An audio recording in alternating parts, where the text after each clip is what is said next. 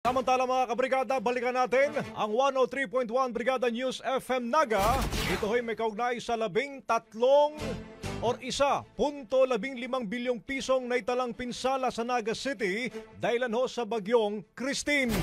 Brigada Janessa Sevilla, ibrigada mo! Brigada Live Report! 1.15 bilyong piso na ang naitalang pinsala sa infrastruktura sa Naga City.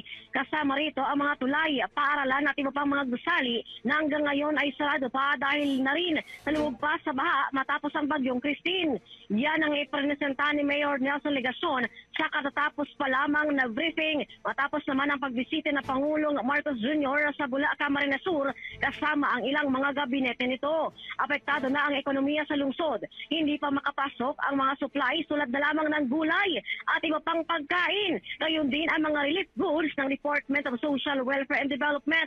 Baha pa kasi sa bayan ng Milaor. Napansin ng Pangulo ang mabagal na paghupa ng baha.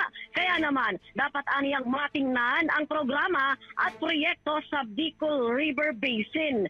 Double ondoy kung isalarawan ng Pangulo ang ulan sa Naga noong Christine. Ang Naga at Camarines Sur ay nasa basin, kaya dito bumababa ang tubig. Samantala, pinangunahan ng Pangulo ang pamimigay ng cash assistance sa mga evacuees sa City Hall. Naririto na rin ang life vest mula sa MMDA, may water purifier at tents. Pinatitiyak ng Pangulo ang agarang tulong para sa Bicol Region.